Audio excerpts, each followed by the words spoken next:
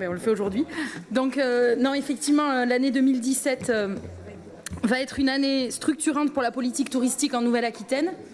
Alors, il devait y avoir un PowerPoint, mais je pense que on va le faire sans. Hein. Donc, vous avez tous vu que nous avons lancé le 16 mars dernier à Angoulême, enfin à l'île d'Épagnac, la concertation pour l'élaboration d'une politique régionale touristique, d'un schéma régional de développement touristique. Et nous vous proposons aujourd'hui un règlement d'intervention transitoire qui devrait nous permettre, en complément de la politique que nous avons adoptée donc dans le règlement d'intervention pour les entreprises que nous avons voté la semaine. Oh là, Renaud Lagrave s'essaye au PowerPoint. Bien, bien. Merci, monsieur le vice-président. Donc nous avons voté lors de la plénière du 13 février dans le cadre du règlement d'intervention associé au SRDE2I toute la partie entreprise touristique et nous vous proposons aujourd'hui ce règlement d'intervention transitoire avec notamment des dispositifs à destination des territoires et des principales filières touristiques. En parallèle, évidemment, l'année 2017, comme vous le savez, nous l'avons déjà voté en plénière, verra la mise en place du CRT Nouvelle-Aquitaine dont nous avons voté les statuts à la commission permanente précédente. Donc, les enjeux majeurs au niveau de ce règlement d'intervention transitoire, deux enjeux prioritaires, c'est d'abord de faire du tourisme un vecteur prioritaire de développement économique et de création d'emplois et d'engager une démarche, une nouvelle étape d'aménagement et d'attractivité de nos espaces touristiques en prenant en compte les enjeux environnementaux et la transition énergétique. Donc tout ceci autour de 6 principales orientations. D'abord assurer la compétitivité de nos entreprises touristiques par une montée en gamme de l'offre d'hébergement, une amélioration des services et la qualité de l'accueil. Également favoriser l'innovation en matière touristique, sachant que l'innovation ne se résume pas seulement aux outils numériques qui sont mis à disposition des professionnels et qui sont évidemment essentiels pour le développement touristique, mais il s'agit aussi d'innovation dans l'offre ou dans la gouvernance. L'emploi également est un facteur clé pour nous. L'emploi au sens large, de la formation initiale à la professionnalisation de tous les acteurs, qu'il s'agisse des professionnels des offices jusqu'aux professionnels du tourisme. L'aménagement territorial sera évidemment au cœur de nos préoccupations puisque l'activité touristique permet soit de maintenir une activité sur certaines zones ou d'accentuer le développement économique dans d'autres. La mobilité au sens large devra également être prise en compte, le déplacement des touristes sur leur lieu de vacances, évidemment, l'accessibilité à nos territoires touristiques, mais aussi favoriser les intermobilités, les mobilités alternatives ou les mobilités douces. L'attractivité touristique de nos territoires est également un enjeu fort. Il s'agira de poursuivre l'accompagnement aux grands équipements, à des sites emblématiques ou au marketing, tout en prenant en compte la préservation des équilibres territoriaux et de la fragilité de nos territoires. Nous vous proposons donc un règlement d'intervention articulé autour de 3 axes prioritaires. Donc le premier axe, on peut passer de suite à la diapo suivante, il s'agit d'accompagner l'organisation touristique des territoires. Donc vous le savez, nous sommes en pleine période de post-loi NOTRe qui a redispatché la compétence tourisme et aujourd'hui cette prise de compétence est obligatoire pour les intercommunalités. Donc nous proposons un appel à projet régional qui permettra d'accompagner les territoires. Donc, après la définition d'un territoire de projet, nous leur permettrons de bénéficier d'un soutien à la fois technique et financier pour s'organiser touristiquement, pour répondre à leurs besoins, qu'il s'agisse des besoins des collectivités, mais aussi des acteurs privés. On vous propose, dans le cadre de cet appel à projet, d'aider la professionnalisation de tous les acteurs, la qualification de l'offre et notamment l'engagement autour de démarches qualité, je pense notamment aux écolabels, la définition et la mise en œuvre de stratégies digitales partagées et l'optimisation des ressources du territoire, notamment la mise en place de logiciels afin de lever une taxe de séjour, de régie publicitaire ou de groupement d'achat. Nous proposerons également un volet optionnel aux territoires qui souhaitent se saisir de la problématique du handicap ou voire même de l'accessibilité au sens large et donc développer des offres touristiques accessibles à tous et à tous les publics. Le second axe de ce règlement d'intervention, c'est de valoriser nos espaces et nos filières. Donc, nous avons une région qui est particulièrement riche sur un plan touristique et patrimonial. Nous avons 4 types d'espaces que nous vous proposons d'accompagner de façon différenciée. Donc, tout d'abord, le tourisme littoral, c'est évidemment un pan important du développement touristique de notre région. Vous le savez, nous avons 720 km de côte. Le littoral représente aujourd'hui 45% des nuitées en Nouvelle-Aquitaine. Mais il y a sur ces territoires littoraux de grands enjeux d'aménagement. Nos stations sont vieillissantes, elles connaissent pour beaucoup une forte urbanisation, sont soumises à des phénomènes d'érosion ou de submersion.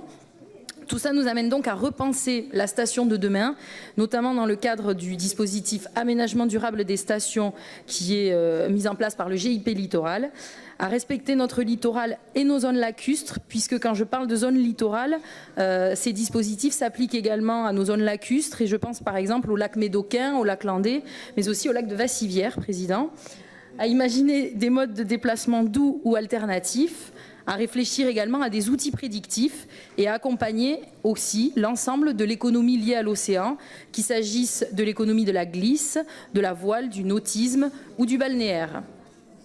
Deuxième type de territoire caractéristique de notre région, le tourisme de montagne. Donc ici, on est peut-être davantage dans une logique d'aménagement territorial, puisque en zone de montagne, l'enjeu touristique, c'est avant tout un enjeu autour du maintien d'activités économiques, de services ou de santé. Il s'agit là de maintenir un développement touristique et une activité de montagne, mais en s'engageant dans des actions durables qui visent à diversifier les activités et les modes d'hébergement afin d'être moins soumis aux aléas climatiques et donc d'avoir une économie qui soit moins centrée sur le tourisme lié au ski. Troisième type de tourisme que nous vous proposons d'accompagner, c'est le tourisme rural et patrimonial. La région Nouvelle-Aquitaine regorge d'une offre touristique de grande diversité et donc nous vous proposons dans le cadre de ce tourisme patrimonial et rural qui est de plus en plus recherché par les touristes de prioriser les itinérances douces, fluviales et cyclables qui connaissent un essor considérable depuis quelques années. Nous avons notamment 10 bassins de navigation en Nouvelle-Aquitaine.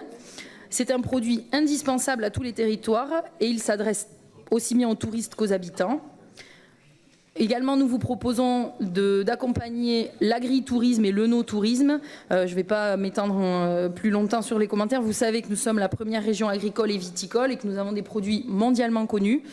C'est là également un potentiel touristique énorme.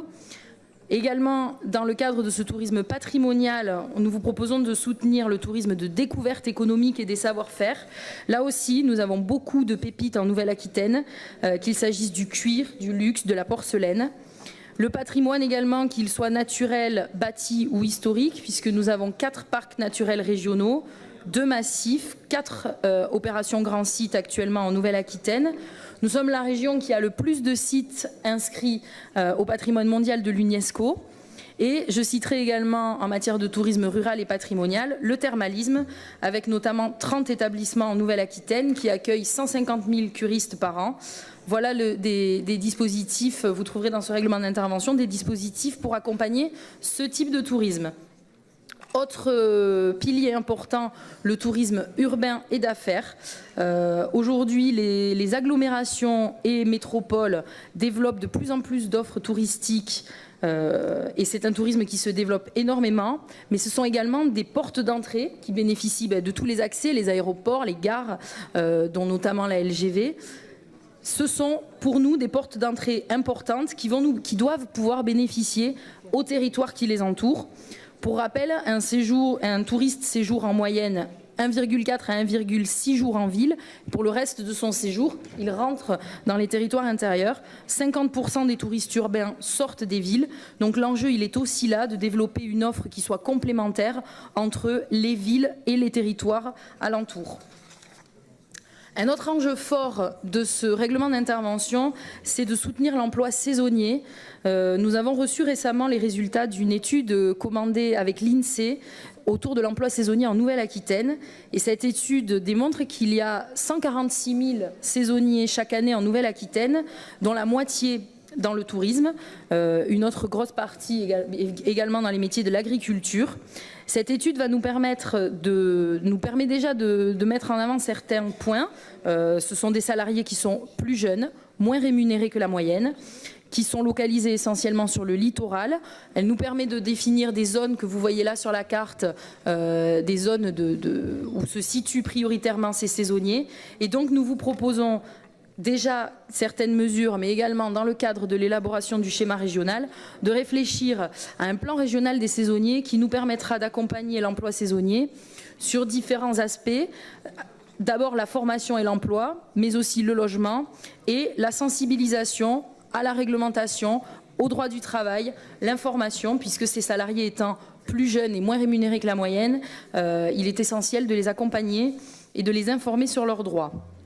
Malgré tout, un autre pilier très important pour nous, c'est de maintenir un tourisme solidaire, parce que certes, le tourisme est une industrie, mais c'est aussi un fait social.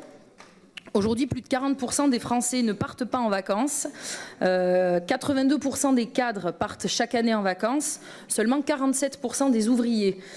C'est un chiffre dont nous ne pouvons nous satisfaire et la Nouvelle-Aquitaine n'est pas... la Nouvelle-Aquitaine a les mêmes chiffres, hein, on n'est pas mieux lotis que les autres.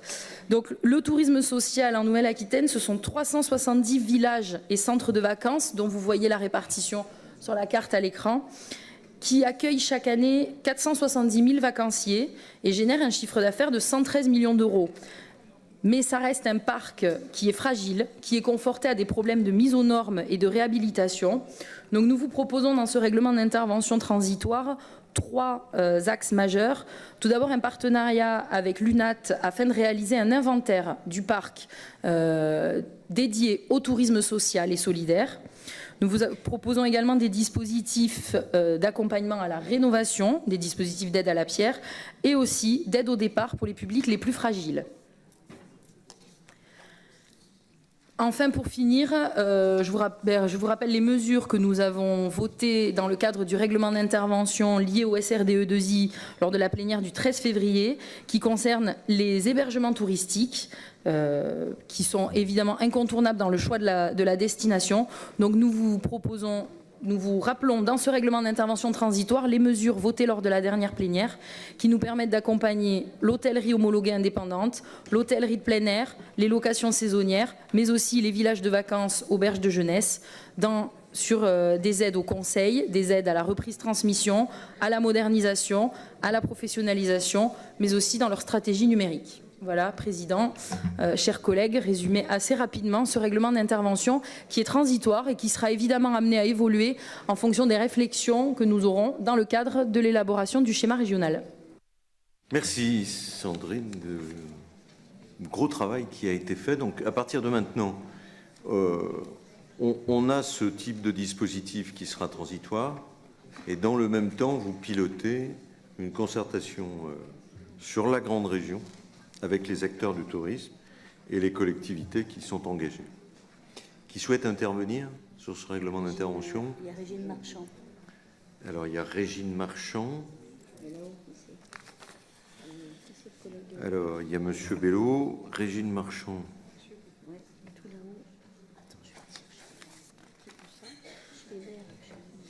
Alors, Régine.